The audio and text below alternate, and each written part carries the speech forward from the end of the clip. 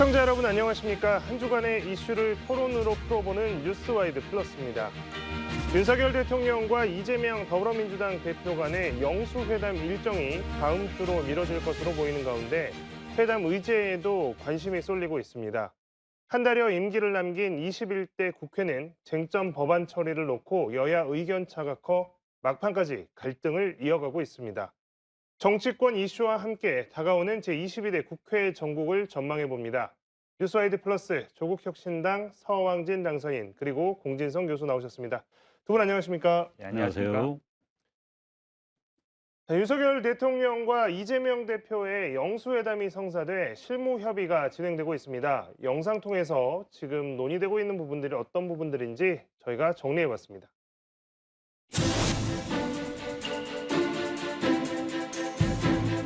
저는 듣기 위해서 초청을 한 거니까 뭐 어떤 의지에 제한을 두지 않고 다양하게 한번 서로 얘기를 나눠보겠습니다.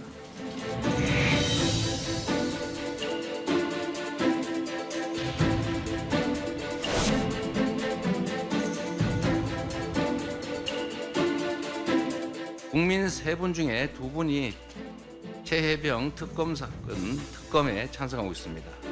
21대 국회가 끝나기 전에 특검법 통과를 해서 반드시 진상규명을 시작해야 됩니다.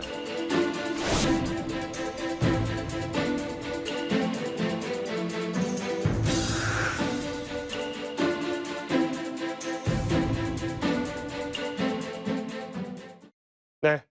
윤 대통령 취임 이후 2년 동안 야당 대표와 한 차례도 만나지 않았습니다. 총선 직후까지 이 대표가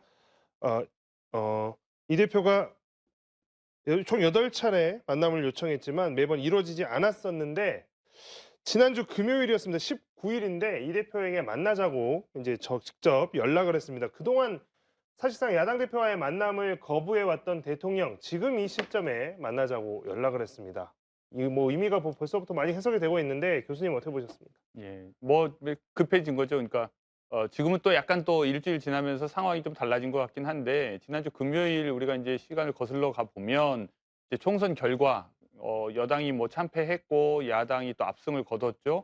그러고 나서 이제 금요일에 여론조사 결과가 나왔는데 여론조사 수치가 굉장히 나빴습니다. 많이 떨어졌습니다. 그러니까 이제 대통령실에서도 이제 뭐 당황을 했을 거고 그런데 다분히 그런 수치나 이런 뭐 여론조사 결과 이런 것 때문에 이제 즉흥적으로 반응을 한 듯합니다. 그래서 이제 실무진과 다 의논을 해서 하기보다는 뭐 갑자기 이제 전화 걸고 그렇게 해서 만나자고만 얘기를 한 것이어서 그 이후로 지금 이제 뭐 진도가 잘 안 나가는 걸 보면 다분히 이제 즉흥적 결정이 아니었나. 하도 이제 뭐 소통 안 한다. 그리고 야당 대표 안 만난다. 이제 이런 걸 가지고 이제 뭐라고들 하니까 그래? 그럼 한번 소통할게. 또 뭐 만날게. 뭐 이제 이런 차원이 아니었나 싶습니다. 네. 근데 뭐 총선 결과 그리고 이제 곧바로 발표된 그 급락한 지지율 여론조사 뭐 이제 이런 것들 때문에 위기감을 느껴서 좀 즉흥적으로 제안한 것 같다라고 이제 분석을 해주셨고 서영진 당선인께서 보시기에는 이 시기에 만나자라고 한 것에 대해서 어떤 의미를 부여하실 수 있겠습니까? 예, 제가 생각해도 준비되지 않은 반응이라고 생각이 듭니다. 우선 지난 총선이 국민들의 어떤 민심이 어떤 것인가 하는 것을 너무 명백하게 보여줬기 때문에 거기에 대해서 반응하지 않을 수는 없는데 그 반응의 수준이라는 게 아직은 깊이 있는 성찰과 또 변화에 대한 어떤 계획 이런 것들이 준비되지 않은 즉흥적 일단은 제안이었다고 보고요. 그 뒤에 이어지는 여러 가지 인사들을 봤을 때 국정쇄신이랄까 이런 부분에 대한 어떤 방향성들은 아직은 잡히지 않은 것 같습니다.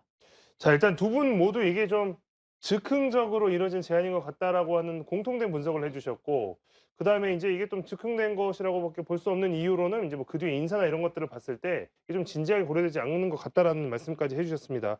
그래서 이제 사실 만나서 무슨 이야기 할 거냐, 이제 이게 또 궁금해지는 상황인데요.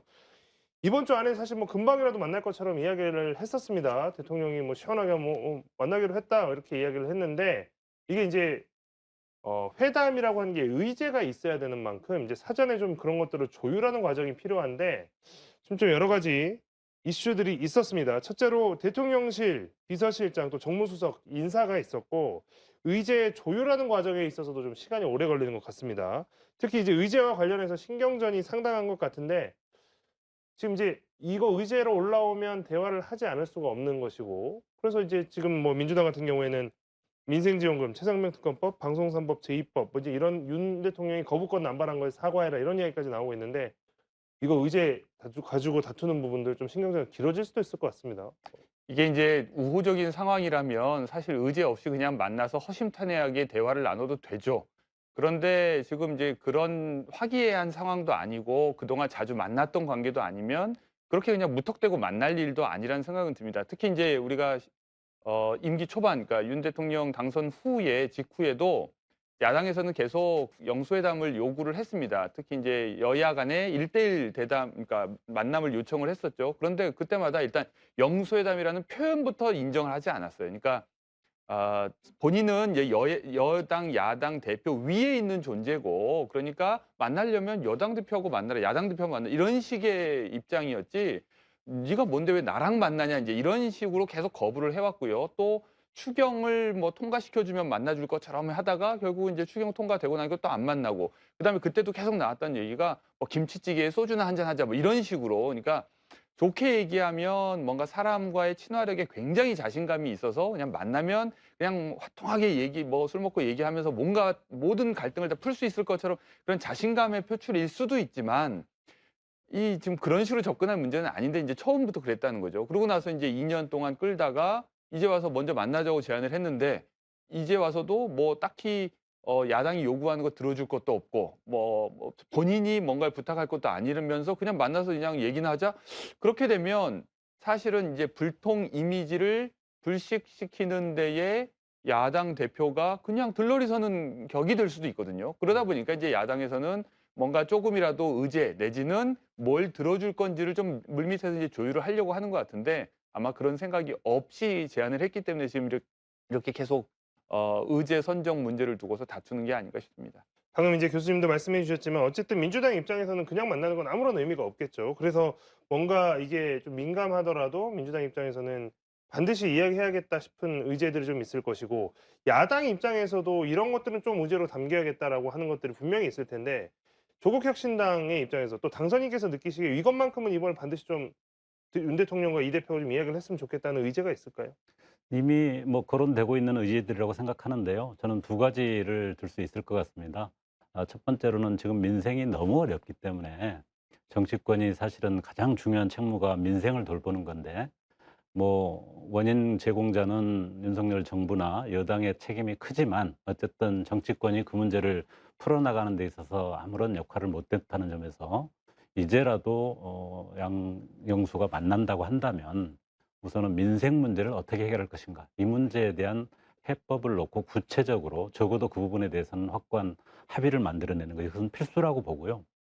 두 번째로는 그간 2년간 너무 심각하게 국정 자체가 난맥상을 보여줬고, 특히 아주 일방통행적이고 포괄적인 어떤 국정을 운영해왔기 때문에 그 부분을 완전히 새로운 방향으로 좀 갈 수 있다라고 하는 그런 어떤 신호를 보낼 수 있는 그 부분이 저는 최해병이라고 요즘은 표현을 하던데 최해병 특검 문제라고 생각합니다. 그래서 최소한 그 두 문제는 진지하게 논의되고 다뤄져야 되는 것이 아닌가 그렇게 생각합니다.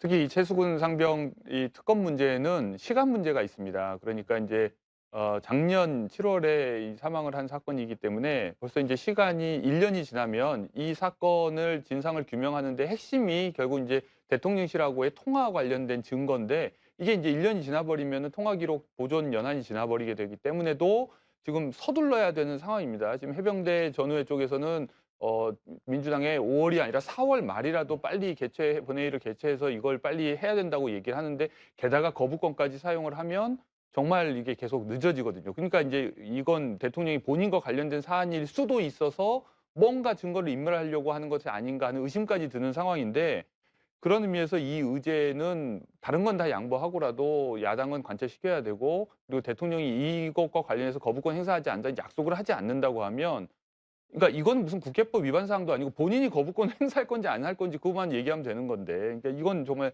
시간이 촉박한 문제이기 때문에도 꼭 다뤄야 된다고 생각합니다. 해병대 예비역 협의회에서 지금 5월 1일 민주당이 이야기하는 5월 2일 회의가 아니라 4월에 처리를 하자라고 이제 제안을 했었고 일부 야당도 5월까지 기다릴 필요 없다라는 입장을 나타낸 바가 있습니다.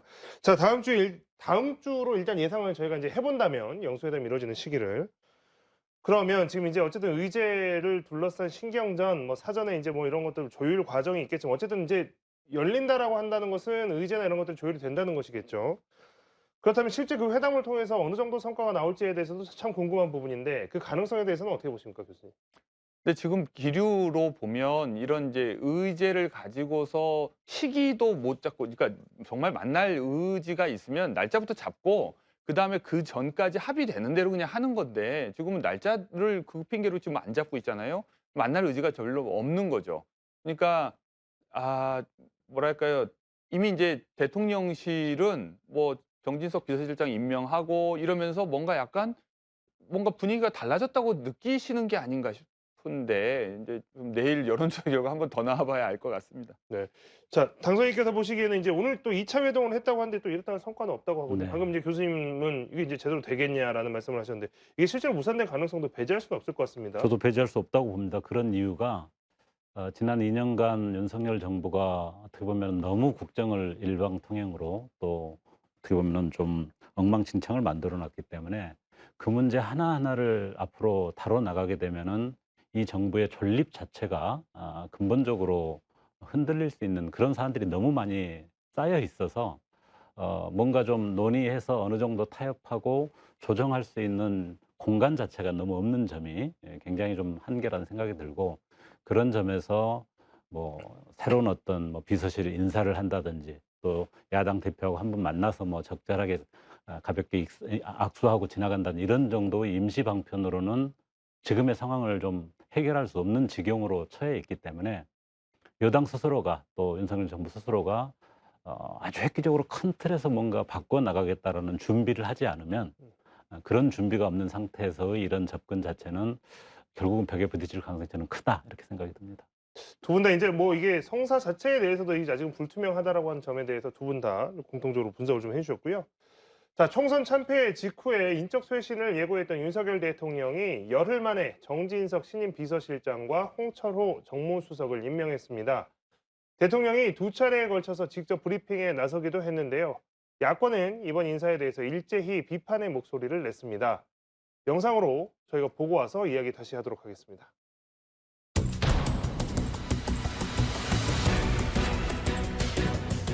앞으로 또 비서실장으로서 용산 이 참모진들뿐만이 아니라 또 내각, 당, 또 야당, 또 우리 언론과 시민사회 이런 모든 부분에 원만한 소통을 하면서 직무를 잘 아주 수행해 주실 것으로 저는 기대하고 있습니다.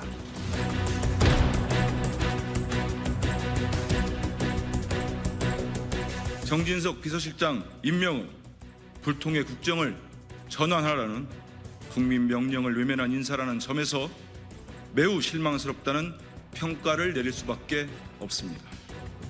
당심과 민심이 괴리되어 있지 않다. 당심 100% 전당대회 룰을 밀어붙였던 사람이 저는 이 정부의 실패에 굉장히 큰 책임을 갖고 있다고 보는데 아니 그런 사리 판단마저도 안 되는 당심과 민심이 괴리되어 가고 있다는 판단조차도 못하는 사람이 만약에 비서실장이 되면은 저는 그거는 똑같은 일이 반복되지 않겠습니까? 자, 총선이 끝나고 인사쇄신 이야기가 나오니까 인사를 했는데 이제 이게 열흘 만에 나온 겁니다. 뭐 그전에 국무총리 누가 할 것이냐, 비서실장 누가 될 것이냐, 정무수석 누가 될 것이냐, 뭐 이제 하마평에 이 사람 이름 올랐다가 내렸다가 거기에 대한 뭐 반응들, 여론들 여러 차례 왔다 갔다 했었고 결국에 열흘 만에 내놓았는데 비서실장은 결국 정진석 의원이었습니다. 야권의 평가는 대체로 냉담합니다. 방금 이제 화면에서는 안 나왔지만 조국혁신당도 뭐 분명히 비판적으로 이걸 평가한 것 같습니다. 네. 어떤 이유 때문입니까? 일단은 저희들은 아주 민심에 거스르는 인사다 이렇게 결론을 내렸는데요. 기본적으로 정진석 비서실장, 그다음에 홍철호 정무수석 두 사람 다 윤석열 정부가 지금까지 해온 어떤 국정의 방향, 아주 퇴행적이고 일방통행적인 그런 국정의 방향하고 일맥상통한 어떤 입장들을 계속 유지했던 그런 사람들이고요.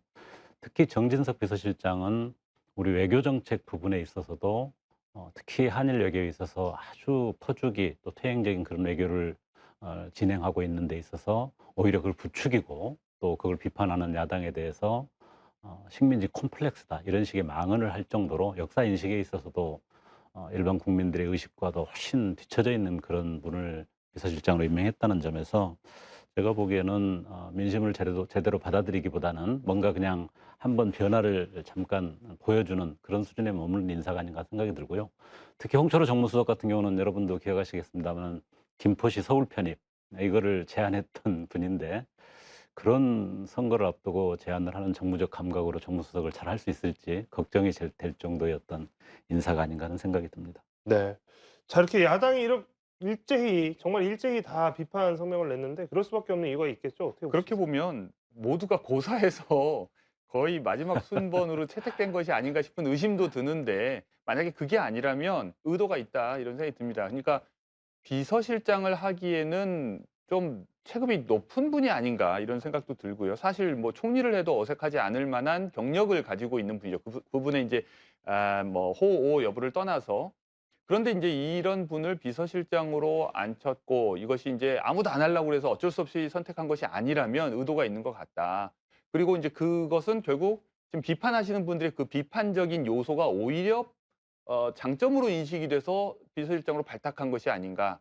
그건 뭐냐면 지금 선거 결과가 아주 공교롭게도 탄핵 저지선을 지켰습니다. 여당이 108석을 얻어서.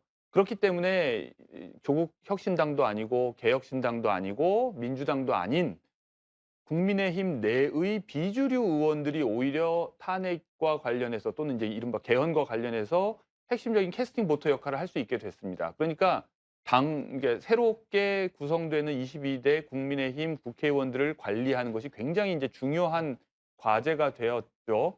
그리고 의미심장하게도 최근에 이제 대통령이 이제 낙선한 현역 의원들, 그러니까 21대 현역 의원이지만 이번 총선에서 낙선한 사람들을 따로 불러서 오찬을 했는데요. 그러니까 이런 모습을 전반적으로 엮어서 보면 지금 여러모로 이제 특검법 공세라든지 또는 탄핵과 관련된 사안으로까지 이제 몰리게 될 가능성이라든지 이런 것들을 우려해서 당을 일단 단속하고 통솔하고 뭐 그 이제 21대에서라도 본인이 이제 거부권을 행사하는 경우에도 이제 다시 재의결을 하는 경우에 이제 어떤 반란이 일어나지 않도록 하는 어떤 그런 정지 작업이 아닌가 이런 의심이 듭니다.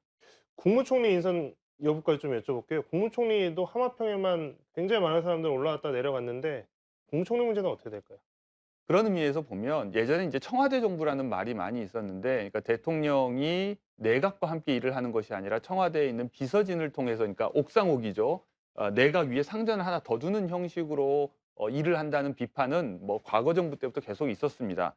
근데 지금도 여전히 이제 계속 그런 방식을 유지하고 있을 때에 총리는 사실상 의미 없는 역할을 하게 되고 장관들 역시 사실상 대통령실 수석 비서관들의 지시를 받아서 일을 하는 이런 형국이 되는 거거든요. 그러다 보니까 총리는 그냥 인선 가능성이 제일 중요하지 뭐 엄청난 뭐 무슨 실세 총리 이런 분들을 앉히려는 생각도 없는 것 같고, 그런 면에서 저는 오히려 이준석 대표가 얘기하는 홍준표 대구시장을 총리 적임자라고 얘기하는 것이 맞다고 생각을 해요. 이제 그런 분 정도 되면 이제 쉽게 대통령 지시대로 휘둘리지 않고 오히려 내각을 통솔할 군기반장 역할도 할 수 있고 뭔가 성과를 내려는 의지를 보일 수 있는데, 지금은 봐서는 그냥 그러니까 한덕수 국무총리를 임명한 것도 전 이제 노무현 정부 때 사람이었기 때문에 인준에 별 문제가 없을 거라는 생각으로 한 거지 않습니까? 이번에도 아마 그런 것 이상을 기대하기는 어려울 것 같습니다. 결국에 이제 뭐 실세 총리나 이렇게 내각의 이렇게 권한을 크게 키우는 형태의 국무총리 인선이 이루어지지 않을 거라고 이제 보셨고, 자, 근데 이런 가운데 총리 후보가 아직 안 나오고 있죠. 하마평만 무성했었고. 근데 일부 인사와 관련해서는 비선이 개입했다, 또 관저 정치가 또 계속되고 있다, 이런 논란까지 일고 있습니다.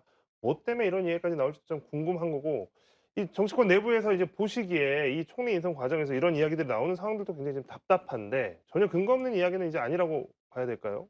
뭐 실체를 정확하게 확인하기 힘든 측면이 있습니다만은 윤석열 정부의 가장 좀 비정상적인 상황이라고 할까요? 이것을 상징적으로 보여주는 부분이 바로 김건희 여사의 역할과 그동안의 행보라고 생각을 하는데요. 이 부분이 여전히 지금은 잠시 뭐 투표도 숨어서 하고 뭐 외교 활동하는데도 보이지 않게 이렇게 가려놓고는 있습니다만은 보이지 않는 곳에서 계속 그런 역할을 하고 있다라는 의구심을 지울 수가 없기 때문에 그 부분부터 분명하게 좀 정리하고 넘어가야 된다는 생각을 하고요. 저는 총리 관련해서는 물론 현재 상황에서 야당의 인준을 받으려면은 뭐 야당이 좀 받아들일 수 있는 사람을 해야 된다 이렇게 볼 수도 있지만 그런 정도가 아니고 지금의 국정 상황이라고 하는 것이 아까 공 교수님 말씀하신 것처럼 탄핵이나 개헌선까지 주지는 않았지만 사실상 그런 정도에 준해서 스스로 그것에 걸맞는 만큼의 변화와 쇄신을 할 수 있는 마지막 기회를 국민들이 주신 거라고 생각하거든요. 그런 것에 준할 정도로 대통령이 사실상 아주 일부의 역할만 하고 총리가 거국 내각을 이끌어서 야당과 함께 남은 시간들을 좀 운영해 갈 수 있는 그런 정도의 결단을 하고 그것에 걸맞는 정도의 총리를 세우지 않는다면 여전히 국민들이 만족하지 못할 거라고 생각을 합니다. 네. 자, 김건희 여사 이야기가 좀 나왔으니까 이것 좀 저희가 이제 이 이야기도 한번 짚고 넘어갔으면 합니다. 23일에 루마니아 대통령 방한에 김건희 여사가 공식 활동을 재개했습니다. 뭐 아시겠지만 선거 기간 동안에는 사실 뭐 아무런 활동을 하지 않았었고 심지어 이제 투표하는 것도 알리지 않고 이제 한 상황이었는데요. 이번 이제 루마니아 대통령 방한에 맞춰서 어쨌든 공식 활동을 하는 것으로 이제 알려졌습니다. 모습은 그런데 공개가 되지 않으면서 또 다른 말들이 나오고 있는데 공식 활동인데 활동하는 모습은 비공개한다. 이게 또 이상한 거 아니냐? 정상적이지 않은 상황인 것 같다. 이제 이런 이야기를 또 나오고 있고 이제 이런 상황들 그런 김건희 여사의 리스크라고 하는 것이 지금처럼 계속 이어질지도 좀 궁금한데 이런 문제들은 지금 어떻게 봐야 되는 겁니까? 이건 사실상 이제 검증된 사실입니다. 그러니까 이제 김건희 여사가 나서면 나설수록 지지율이 떨어지는 거죠. 그리고 이번 총선을 앞두고도 이제 그래서 숨었던 것이고. 근데 오늘 이제 뭐 국민의힘에서 이제 여의도 연구원 주최로 이제 어떤 그 회의가 총선 평가 회의가 있었는데 거기서도 그런 얘기를 했다고 그래요. 그러니까 한동훈 비대위원장이 계속 2조 심판론을 내세웠는데 정작 지역에서는 2조보다 윤 대통령 부부가 더 뭐 마음에 안 든다 뭐 이런 얘기를 하더라 유권자들은. 그러니까 그 정도로 지금 약간 국민 밉상이 돼 버렸습니다. 그러니까 대통령을 그러니까 뽑아놨으니까 이제 대통령으로 인정은 하지만 어떻게든 임기를 단축했으면 좋겠다는 생각이 들 정도로 지금 영 마뜩치가 않은 거거든요, 불안해서. 그런데 그런 국민들의 심정을 읽지 못하고 다시 김건희 여사가 이제 뭐 공개 행보를 하면서 또 뭔가 이미지 정치를 통해서 본인 이제 남편의 국정 운영에 도움이 된다고 생각하면 그건 큰 오산이죠. 그런 의미에서는 다른 이제 또 다른 어떤 반전의 기회는 쉽지 않을 거라고 생각합니다. 네. 자, 총선 참패 이후에 여당인 국민의힘은 여전히 혼돈 속에 있습니다. 그렇기 때문에 당대표, 원내대표 등 지도부 구성에 관심이 집중될 수밖에 없는 상황인데요. 최근에는 원내대표의 윤 대통령의 핵심 측근으로 불리는 이철규 의원이 당대표에는 비윤으로 볼 수도 있는 나경원 당선인이 이렇게 되는 게 어떠냐 이렇게 해서 원내대표 이철규, 당대표 나경원 해서 이렇게 뭐 투톱, 나이 투톱 이런 전망까지 나오고 있습니다. 자, 나경원 당대표의 원내대표는 윤 대통령의 가장 핵심인 이철규 의원 이런 구성 어떻게 보십니까? 꽤 가능성이 있어 보이고요. 우선 이철규 원내대표 뭐 후보자로 지금 불리고 있는 이철규 의원은 뭐 말씀하신 대로 윤핵관의 핵심 중에 핵심이었다는 점에서 윤석열 대통령이 그동안 해왔던 어떤 국정 기조 또 당과의 관계 이런 것들을 계속 동일하게 가져가겠다라고 하는 그런 어떤 의미를 보여준다고 생각이 들고요. 나경원 의원의 경우는 뭐 비윤이라고는 하지만 지난번 당대표 선거 과정에서 대통령실의 어떤 의지를 잃고 스스로 이렇게 일종의 꼬리를 내렸다고 해야 되나요? 그런 태도를 보였기 때문에 이 두 대표 리더십 체제로는 윤석열 대통령의 기존의 어떤 국정 운영 기조 자체를 좀 책임 있게 하나의 어떤 국회 또 여당이라고는 하지만 국회라고 하는 어떤 입법 구조 속에서 좀 조정도 하고 균형도 맞춰줘야 되는데 그런 것을 이끌 수 있는 리더십으로 보이지는 않습니다. 자, 이제 가능성은 있을 수 있다고 보셨는데 그게 결국에 이제 국정 기조의 변화나 이런 것들은 더 뭐 그런 기대하기 힘든 조합이다. 이렇게 분석을 해 주셨습니다. 나경원 의원은 이 이야기들을 좀 듣고 언론에서 이런 질문을 하니까 좀 알 수 없는 반응을 보였습니다. 뭐 지금 뭐 긍정적이지도 않지만 그렇다고 뭐 아주 부정적이지도 않은 반응을 보였던 것 같은데요. 교수님 보시기에 이철규 원내대표와 나경원 당대표 이 조합 어떻게 보십니까? 뭐 아니 개연성이 굉장히 높아 보이는데 이제 나경원 대표의 반응은 의원의 반응은 그냥 뭔가 이렇게 규정되는 게 싫은 것 뭐냐면 이제 본인은 이제 비윤이나 반윤으로 찍혀가지고 당대표에서 그때 이제 뭐 후보 사퇴하고 이제 이것도 싫었지만 그렇다고 해서 완전히 이제 대통령 그러니까 지금 국민의힘의 뭐랄까요 좀 선수 높은 정치인들의 공통된 고민은 그럴 겁니다. 뭐냐면 윤석열 대통령이 인기 없는 대통령이고 실패한 대통령으로 기억될 가능성이 굉장히 높은 상황에서 자신들이 정치적 생명을 계속 연장하려면 차별화 전략을 택해야 할 것인가 계승 전략을 택해야 할 것이냐 이건데 예를 들면 홍준표 대구시장은 계승 전략을 채택한 것처럼 보이죠. 그러나 이제 앞길이 멀고 창창한 이준석 대표 같은 경우는 진작에 이제 차별화와 결별을 했고 더 나아가서 한동훈 비대위원장조차 차별화 쪽으로 좀 더 많이 나아갔단 말이에요. 근데 그러다 보니까 결국 이철규 의원하고 트러블을 겪었었고 과거 이제 공관위 시절부터 그리고 이제 지금도 이제 배신자처럼 약간 낙인 찍힌 상황인데 나경원 의원의 말은 바로 이제 그 사이의 고뇌를 그냥 표출한 것에 불과하다. 저는 그렇게 생각을 합니다. 그래서 오히려 지금 지금 이 가능성은 지금 아마도 대통령이 가장 원하는 그림일 것 같아요. 그리고 나경원 의원과 윤석열 대통령이 어느 정도 화해를 했다는 설도 있고 이런 걸로 보면 대충 이제 그렇게 그림은 그려져 나가는 것 같은데 문제는 이 이철규 의원과 한동훈 비대위원장이 이제 과거에 비례대표 공천 문제로도 이제 다투고 이랬던 것을 우리가 이제 미루어 보면 결국 이번 당대표 때 선거 때 한동훈 비대위원장이 나서지 않으면 결국 이제 본인이 다시 정치권으로 돌아올 가능성이나 기회는 거의 열리기가 쉽지 않다 이런 생각이 듭니다. 그런 의미에서도 지금 변수는 이제 결국 이제 한동훈 비대위원장이 당대표 선거에 뛰어드느냐, 그러니까 조기에 다시 정치로 복귀하느냐인데, 그러니까 가장 뭐 상식적이기는 졌으니까 이제 좀 당분간 좀 물러나 있고 본인의 부족함을 반성하면서 뭔가 채워야 되는 건 맞는데 지금이 아니면 돌아올 가능성은 없고. 그리고 지금 나경원 대표 의원이 이제 대표가 된다고 하면 이제 당분간은 이제 친윤 체제로 이제 굳혀져 갈 가능성이 굉장히 높죠. 그리고 그 사이에 한동훈 비대위원장은 잊혀지고 그리고 이제 배신자로 낙인 찍힐 가능성도 굉장히 높고 아무튼 지금 그런 상황인 것 같습니다. 지금 뭐 자연스럽게 이야기가 이제 한동훈 전 비대위원장의 거취 이야기까지 좀 나왔는데요. 자, 총선에 참패한 뒤에 이제 비대위원장직을 사퇴했죠. 한동훈 전 비대위원장. 19일에는 윤 대통령이 오찬을 제안했는데 뭐 건강상의 이유를 들어서 이제 이것을 뭐 또 제안한 것으로 또 알려졌습니다. 그리고 이제 이러한 것이 또 다른 이제 뒷말들을 이렇게 낳고 있는데 자, 한동훈 전 비대위원장이 이제 전당대회에 나올 것이다. 그러니까 한동훈 비대위원장이 선거가 끝나면 오랜 기간 잠행을 하거나 뭐 해외를 나간다거나 뭐 이런 가능성이 뭐 많이 이야기가 됐다면 지금 전당대회에 나올 것이다라는 이야기들이 더 많이 나오고 있는 것 같습니다. 한동훈 비대위원장이 이렇게 현실 정치에 바로 다시 복귀하는 가능성 높다고 보십니까? 사실은 한동훈 위원장도 참 독특한 분이셔서 예측하기 상당히 힘들어요. 그런데 저는 그 가능성보다는 윤석열 정권의 가장 어떻게 보면은 어떤 그 시혜를 많이 받은 황태자에서 지금 윤석열 정권 자체가 굉장히 기울어져 가고 어떤 난파선이라고 할 수 있는데 제일 먼저 탈출하는 그런 역할을 하지 않을까 저는 그렇게 봅니다.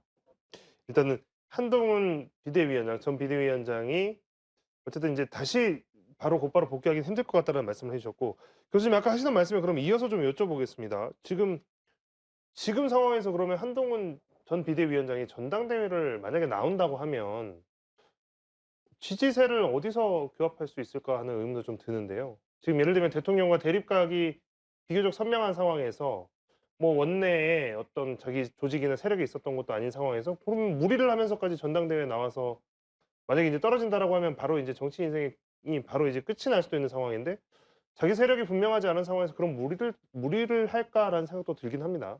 그러니까 리스크가 굉장히 큰 건 사실이죠. 그리고 이제 서항진 의장님 말씀처럼 빨리 탈출하는 것이 현명한 길일 수도 있습니다. 그러니까 근데 이제 뛰어들 가능성도 있다고 보는 시각의 근거는 지금이 그나마 가장 지지율이 높을 때다. 그러니까 앞으로 더 오를 가능성보다는 떨어질 가능성이 더 많기 때문에 그러니까 계속해서 이제 한동훈 비대위원장이 다른 쪽에서 이제 비판받는 지점이 이번 총선에서 다른 사람들 후보 돕지는 않고 자기 대선 노름했다 이제 이런 비판이잖아요. 근데 그 덕분에 차기 대선 주자 뭐 지지도와 관련해서는 뭐 한때는 뭐 이재명 대표하고 쌍벽을 이룰 정도로 높았고 어쨌든 보수 진영에서는 지금 가장 높은 지지를 받고 있지 않습니까? 그러니까 바로 이 지지를 그나마 환전할 수 있는 기회는 이번뿐이 아닌가 하는 거고요. 그런데 이제 이 기회를 놓치고 나면 이제 쉽게 복귀하기는 어렵다. 근데 물론 이제 그렇게 해서 돌아온다고 하더라도 원내에 있지 않은데 또 어떤 이슈를 가지고 그다음에 이제 대통령과 이제 사사건건 충돌하면서 과연 당대표 역할을 할 수 있을까 뭐 이런 것도 이제 의심스럽긴 합니다. 네, 한동훈 전 비대위원장의 행보를 또 지켜보는 것도 한 가지 또 주요한 포인트가 될 것 같습니다. 더불어민주당의 상황을 좀 짚어보겠습니다. 민주당도 5월 3일 원내대표 선거를 앞두고 있습니다. 현재까지 원내대표 출마를 공식 선언한 후보들은 박찬대 의원이 유일한데요. 원내대표의 박찬대, 당대표는 이재명, 연임설 이렇게 나오고 있습니다. 이 시나리오에 대한 가능성은 또 어떻게 보고 계신지 좀 궁금합니다. 뭐 당선인께서는 약간은 이제 저희가 뭐 이철규, 나경원 투톱 그런데 지금 나오고 있는 것은 민주당 쪽에서는 박찬대, 이재명 투톱 이야기가 나오고 있는데 이 부분은 실현 가능성 어떻게 보세요? 22대 국회에서 민주당의 리더십이 어떻게 결정되느냐 이 부분은 뭐 전적으로 이재명 대표의 판단과 의지에 달려 있는 거라고 생각합니다. 그런 점으로 볼 때 박찬대 대표는 뭐 매우 가능성이 높아 보이고요. 이재명 대표께서 연임을 하실지 하는 부분은 여러 가지 고려와 판단 속에서 결정할 거라고 보는데 저는 투톱 체제가 상당히 가능성이 높다고 보고 있습니다. 가능성은 높다라고 판단을 해주셨고요. 교수님 지지자들 사이에서도 좀 엇갈리는 것 같습니다. 이거 대통령 선거 준비해야지 이거 한 번 더 했다가는 욕심쟁이 이미지가 남는다라는 지적도 있는 것 같고 아니다 이거 지금 사법 리스크도 여전하고 이런 상황에서 당대표를 쉽게 떠나서는 안 된다라는 의견도 있는 것 같습니다. 가능성에 대해서 어떻게 보십니까? 일단 이재명 대표 것만 먼저 말씀드리면 뭐 못할 이유는 없다 이런 생각은 듭니다. 그런데 꼭 해야 할까? 그러니까 뭐 해서 얻을 게 과연 얼마나 많을까? 오히려 저는 이제 조국혁신당이 등장하기 전이라면 이재명 대표의 역할이 훨씬 컸고 또 부담도 컸을 텐데, 그러니까 다른 의미에서. 근데 지금 이제 조국혁신당이 비유로 뭐 쇠빙센 역할을 하면서 이제 치고 나가겠다. 그러면 계속해서 이재명 대표의 입장과 묘하게 대비되면서 불편한 상황이 더 많이 연출될 거라고 저는 생각을 합니다. 오히려 그렇기 때문에도 이재명 대표는 대표직에서 물러나서 조금은 좀 편하게 자기가 이제 대선 준비를 하는 것이 더 낫지 않나. 그리고 이제 사법적으로도 지금 최근에도 잦은 재판 출석 때문에도 뭐 총선 때 많이 힘들었는데 계속해서 이제 당대표를 하면서 그러면 이건 뭔가 이제 대표직을 그런 데에 이제 방패로 이용하는 거 아닌가 하는 의심도 또 제기될 수밖에 없고, 당연히 이제 뭐 보수 언론에서는 그 문제를 가장 이제 집요하게 이제 이제 비판할 것이기 때문에도 별로 얻는 것이 많을 것 같은 느낌이 안 듭니다. 그런데 다만 당원들이 자꾸 이제 뭐 좀 강하게 요구를 하기 때문에 지금 선뜻 이제 뿌리치지를 못하는 것 같은데, 뭐 좀 당원들을 잘 설득하는 현명한 뭔가 묘수를 좀 잘 찾아내시면 좋을 것 같습니다. 네.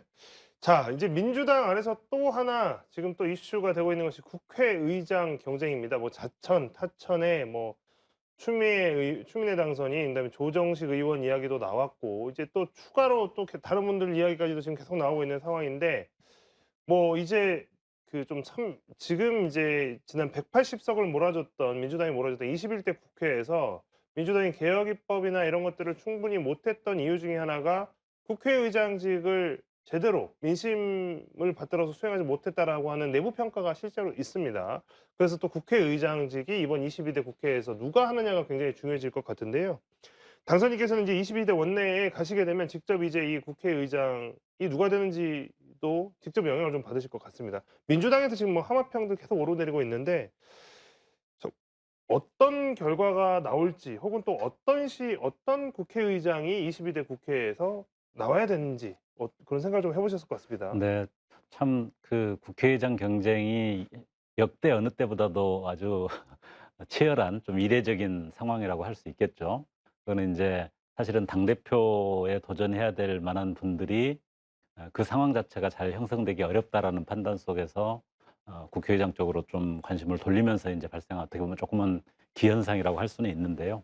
뭐 다 후보들로 거론되는 분들이 좋은 분이라고 생각합니다만은 21대 국회에 대한 우리 특히 민주당 지지자들의 아주 중요한 평가는 충분히 일을 할 수 있는 여건을 만들어 줬는데 제 역할을 충분하게 못했다. 너무 그 부분이 아쉽다라고 보고 있는데 그렇게 되는 여러 가지 이유가 있는데 그런 것 중에 하나가 국회의장의 역할론도 있는 것 같습니다. 국회의장이 물론 국회의장이 되는 순간 어떤 정당을 떠나서 초당파적인 역할을 해야 되는 것은 맞습니다만은 초당파적이라 그래서 뭐 양쪽 어떻게든 그냥 양쪽이 합의하게만 놔두는 게 능사는 아니고 정말로 초당파적인 관점에서 국가를 위해서 해야 될 일은 가게 만드는 역할도 또 국회의장의 중요한 역할이기 때문에 이번에는 좀 뭔가 그런 역할을 할 수 있는 사람이 좀 더 선호가 되지 않을까 국민들 입장에서. 다만 이제 그걸 결정하는 거는 뭐 민주당 의원들이 아마 내부적으로 결정하는 절차이기 때문에 뭐 결과가 어떻게 나올지는 모르겠습니다만은 적어도 국민들 또 민주당 지지자들의 관심은 그런 쪽에 있지 않나 하는 생각을 합니다. 자, 국회의장직이라고 하는 게 방금 말씀해 주셨지만 좀 초당파적인, 그러니까 이제 협치를 이끌어야 되는 자리이기도 하면서 입법을 이끌어야 되는 자리이기도 합니다. 그러니까 입법 행위 자체가 막힌 것에 대해서 뚫어야 될 책임도 있는 것이죠. 좀 양날의 검 같기도 하고 양쪽을 잘 조율해야 되는 또 능력도 필요한 자리인데요. 그 선명성을 강조하는 분위기가 되어가는 것 같습니다. 민주당에서 지금 이름이 오르내리는 분들을 보면.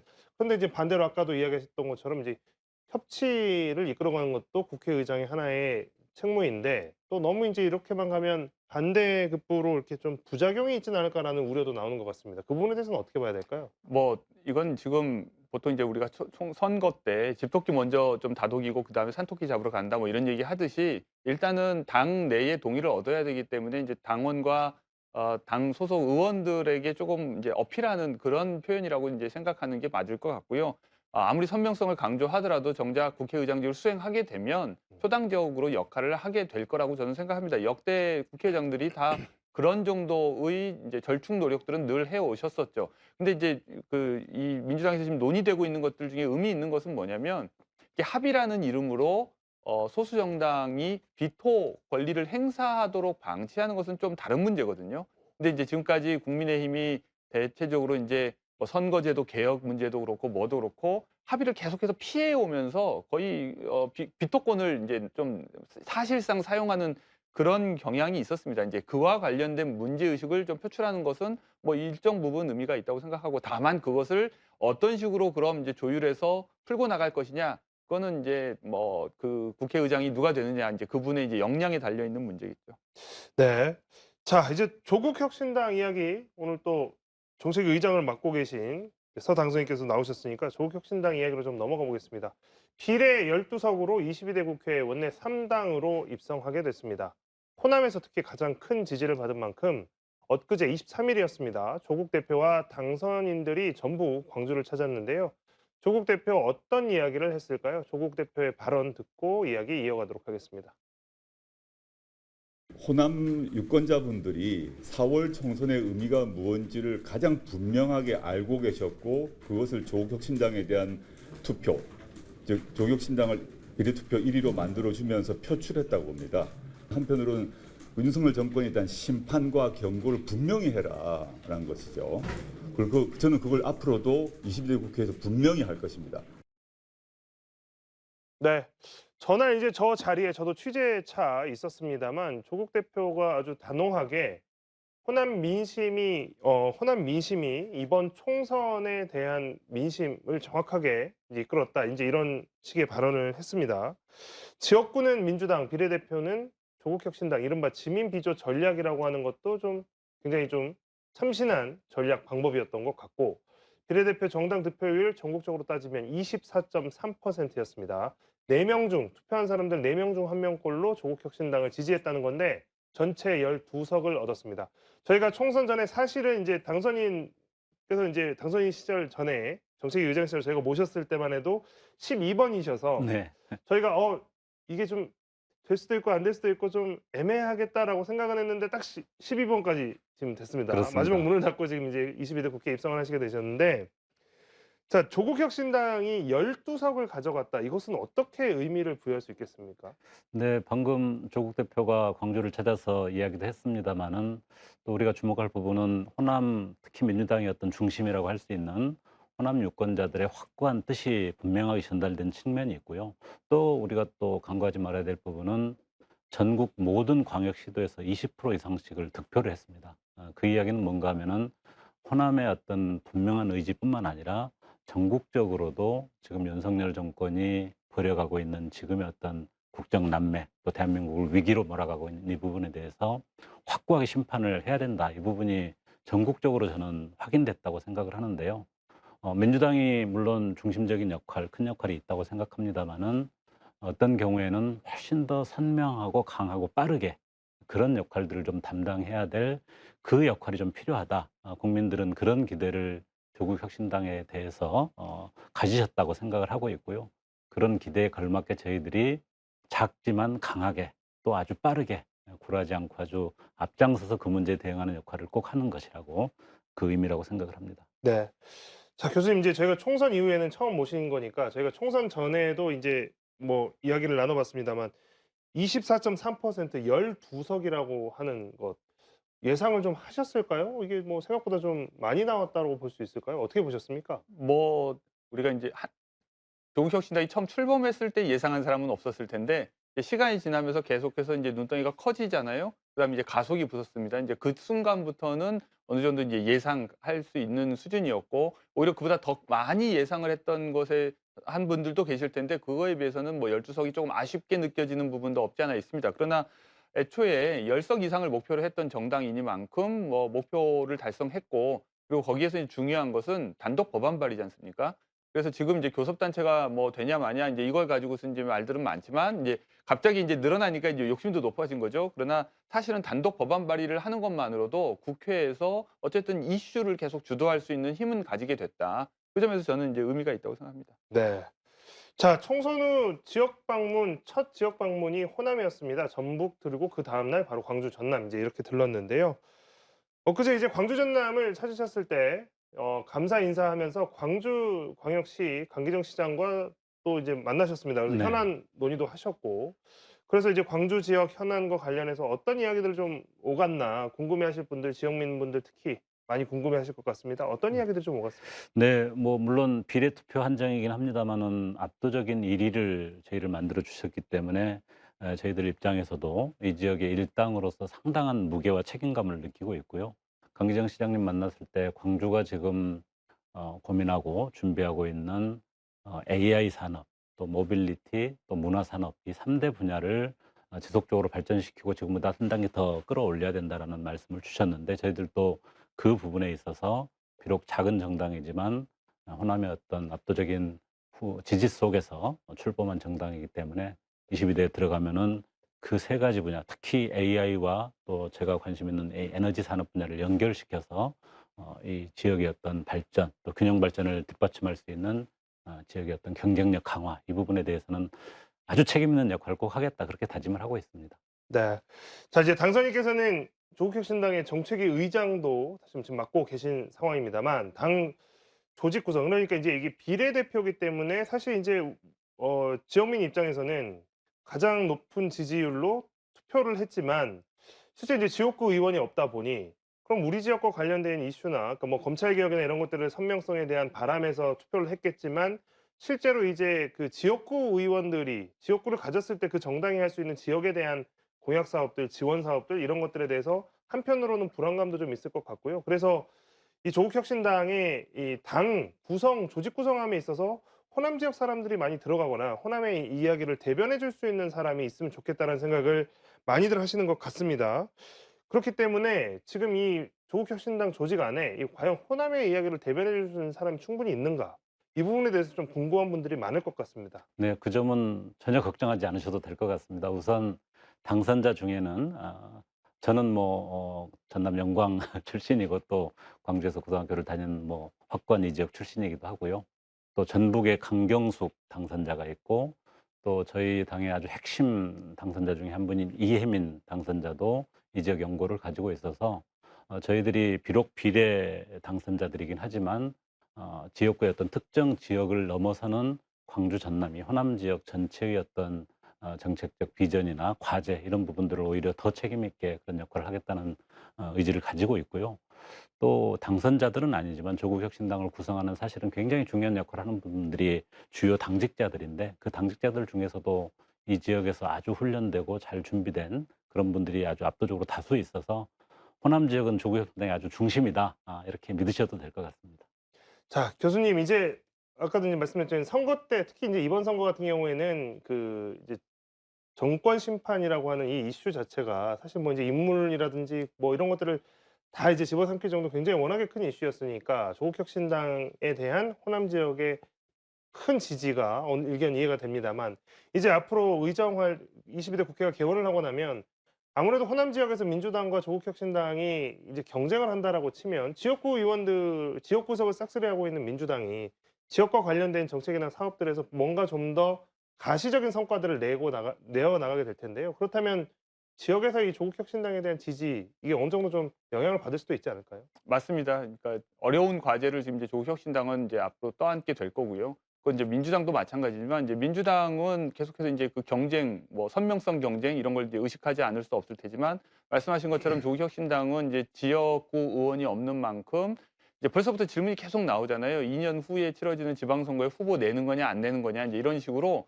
이 당에 대한 이제 지금 지지율 24.3%는 여러 가지 욕구가 이게 투영이 돼 있습니다. 그러니까 어떤 분들은 민주당을 대체할 수 있는 좀 경쟁할 수 있는 그런 대안정당을 요구하면서 찍으신 분들도 있고 단순히 보완정당이기 때문에 아무런 부담 없이 찍으신 분들도 있고 다양한 욕구를 가지고 계시거든요. 그렇기 때문에 이제 이런 약간은 모순적이고 충돌할 수도 있는 그 요구를 어떻게 만족시키느냐가 앞으로 굉장히 풀기 어려운 숙제일 거라고 생각하고 2년 동안 잘 준비를 하셔야 장기적으로 이제 다음 총선까지 내다볼 수 있지 않을까 싶습니다. 네. 자, 지금 저희가 아까 뭐 이제 최근에 가장 이슈가 되고 있는 어쨌든 정치권에서는 영수회담인데 영수회담 이야기가 저희가 또 많이 했습니다만 이 영수회담에 앞서서 조국 대표가 범야권 연석회의라고 하는 개념을 제안을 하면서 또 주목을 받았습니다. 그러니까 이재명 대표가 단순히 이제 민주당만의 대표가 아니라 사실상 그러니까 맏형 노릇으로서 지금 범야권을 아우르는 그런 연석회의를 이끌어가는 모습이 좋겠다. 이제 이런 제안이었는데요. 민주당이 받아들이지 않았습니까? 받아들이지 않았다라는 표현이 적절할지 모르겠습니다만 이제 이 부분에 대해서 좀 서두르지 않는 건 확실한 것 같습니다. 예를 들면 지금 조국혁신당 같은 경우에는 원내 한석밖에 없는 정당이지 않냐. 그러니까 지금 21대 국회 회기 중이라는 것을 강조했고 그래서 이제 그렇게 이제 정성호 의원이 그렇게 이야기를 하면서 뭔가 이제 일단락은 된 것 같은데 이 논의는 좀 앞으로도 계속 이루어질 것 같습니다. 22대 국회에서도 이제 이 부분에 대해서 이제 여러 가지 또 분석이 있는데 결국에는 이제 민주당에서 조국혁신당을 견제하려는 것 아니냐. 또 원내 교섭단체 구성에 굉장히 노력을 하고 있는데 원내 교섭단체까지 가는 건 바라지 않는 마음이 있는 것 아니냐 이런 분석도 또 나오고 있는데요. 조국혁신당에서는 이 부분을 어떻게 받아들일지 궁금합니다. 저는 이번 총선에서 뭐 우리 호남 유권자들은 뭐 너무나 뚜렷하게 보여줬고 전국적으로도 민주당을 지지하는 또는 야권을 지지하는 유권자들의 뜻은 제1의 과제는 민주당과 조국혁신당이 똘똘 뭉쳐서 윤석열 정권의 이 잘못된 폭정 또 퇴행 이런 부분들을 조기에 종식시켜 주는 것 이것을 최우선 과제라고 분명하게 표시했다고 생각을 합니다. 그 점에 관해서 저는 민주당이나 조국혁신당이 확고하게 이해하고 있다고 생각하고요. 그거를 어떻게 잘 해나갈 것인가 하는 부분을 첫 번째 목표로 두고 협력을 해야 된다고 생각하는데요. 적어도 저는 이재명 대표나 조국 대표는 그 부분에 대한 확고한 의지와 신뢰가 있다고 생각을 합니다. 뭐 민주당이 이제 당이 크기 때문에 여러 의원들이 계시고 또 의원들 각자 이러저러한 말씀을 하실 수 있지만 그걸로 너무 예단할 필요는 없다고 생각하고요. 또 교섭단체 관련해서도 저희들이 먼저 요청한 게 아니라 민주당 스스로가 지난 총선 과정에서 공약으로 약속한 것이기 때문에 국민에 대한 약속이라는 것은 가벼운 것이 아니지 않습니까? 저는 그래서 진지하게 검토하고 의견들이 모아질 거라고 보고요. 이재명 대표와 조국 대표가 그 부분에 있어서 오히려 훨씬 더 적극적으로 협력하고 신뢰할 거다. 저는 그렇게 생각하고 있습니다. 네. 방금 이제 교섭단체 이야기까지 이야기가 왔습니다만 교섭단체 이야기를 좀 해보겠습니다. 교섭단체 진입이 좀 쉽지는 않은 상황인 것 같습니다. 더불어민주연합 그러니까 민주당이 중심이 돼서 총선을 이끌었던 위성정당의 시민사회 추천 몫으로 들어온 두 분이 지금 민주당 입당을 결정을 했습니다. 지금 오늘 그 뉴스가 나왔는데요. 자, 이제 이렇게 되다 보면 8명을 더 끌어야 지금 현행 체제에서는 8명의 의원이 더 필요한 원내교섭단체 구성을 위해서는 조국혁신당 입장에서는 지금 시민사회 몫으로 추천됐던 더불어민주연합의 당선인 두 분이 민주당 행을 결정해버렸기 때문에 더 어려워진 거 아니냐라는 이제 분석이 좀 나오고 있습니다. 조국 대표는 광주를 왔을 때 이틀 전에 인위적으로 서두르거나 사람 빼오기 같은 건 안 하겠다라고 이야기를 했는데요. 실제 이제 원내 교섭단체 구성은 좀 어려워지고 있는 것 같다라는 평가가 나오고 있습니다. 어떻게 보십니까? 뭐 이재명 대표가 약속만 지키면 어려운 것도 아니죠. 그러니까 22대 개원하자마자 바로 정당 관계법 개정해서 뭐 처리해도 되는 문제인데 약속을 지키기를 전 기대를 일단 하고, 그렇지 않다 하더라도 저는 아직은 가능성이 열려 있다는 생각이 듭니다. 이제 뭐냐면 이준석 대표는 뭔가 이게 무슨 합당을 하는 것도 아닌데 무슨 지향과 정책과 정강 뭐 이런 것들이 이제 마치 맞아야만 함께 공동교섭단체를 결성할 수 있는 것처럼 말을 했어요. 근데 그건 사실 이제 그런 표현을 했을 때의 시점은 이제 개혁신당이 합류하지 않아도 20석을 채울 수 있는 가능성이 열려 있었던 때였고, 근데 이제 지금은 이제 본인이 참여하고 안 하고에 따라서 이제 굉장히 이제 그 가능성이 확 바뀌죠. 그리고 이제 본인이 이제 훨씬 더 많은 것을 요구할 수 있는 위치가 됐기 때문에도 적극적으로 생각해 볼 여지는 있다, 이런 생각이 듭니다. 다만 이준석 대표가 약간 고민을 하는 지점은 아예 이제 혹시 이제 조국혁신당과 함께 했을 경우에 이게 합당은 아니지만 오해하시는 분들이, 과거에도 이제 사실 보수정당과 뭐 창조한국당과 자유선진당 이런 정당들이 함께 공동교섭단체 만든 적이 있거든요. 그런데 합당이 아닌데도 되게 비판적으로 얘기하시는 분들이 많았어요. 이제 그런 것들을 우려하시는 거죠. 그러니까 본인이 당장 국민의힘으로 돌아가는 것은 아니지만 이제 뭐 만약의 사태에 본인이 다시 이제 보수 진영으로 뭐 돌아가서 대통령 후보로 나오게 될 가능성까지를 염두에 둘 경우에 뭔가 이제 조심스러운 건 있을 텐데, 실질적으로 본인의 정당 활동, 왜냐하면 각 상임위원회에서 뭐 간사를 정한다거나 뭐 이런 여러 가지 실질적 이익을 생각하면 분명히 이제 계산을 길을 두드리고 있을 가능성이 있다, 이런 생각이 듭니다. 네. 자, 오늘 지금 서원진 당선인께 지금 뭐 시간이 많이는 남지 않았지만 마지막으로 좀 한 말씀 꼭 들어보고 싶은 게, 서울연구원장을 지낸 정책 전문가로 이제 많이 알려져 네. 있습니다. 또 호남 출신이어서 앞으로 조국혁신당 안에서도 호남 지역과 관련되어 있는 관심을 가장 많이 기울이실 분인데요. 22대 국회 이제 한 달 조금 넘게 남았습니다. 개원까지. 국회 임하는 각오, 또 지역민분들께 한 말씀 부탁드리겠습니다. 예, 저희 작은 신생정당 조국혁신당에 우리 광주, 전남, 또 전북 호남 유권자들이 보내주신 그 아주 큰 마음, 저희들이 어떤 절실한 마음인지 잘 알고 있고요. 그 마음을 제대로 저희가 작은 정당이지만 22대 국회에서 표현하고 구체적으로 성과를 만들어내기 위해서 최선을 다하겠다는 약속을 드리겠고요. 저는 또 정책 전문가로서 이 지역의 어떤 미래 비전, 또 균형 발전 이런 것들을 현실화시키기 위한 구체적인 정책으로 잘 보답을 할 생각입니다. 고맙습니다. 네. 자, 오늘 토론은 여기서 마치겠습니다. 21대 국회 마지막까지 협치가 아닌 대치 국면이 이어지고 있습니다. 다음 주로 예상되는 윤석열 대통령과 이재명 대표 간 첫 영수회담이 과연 국면 전환의 계기가 될 수 있을까요?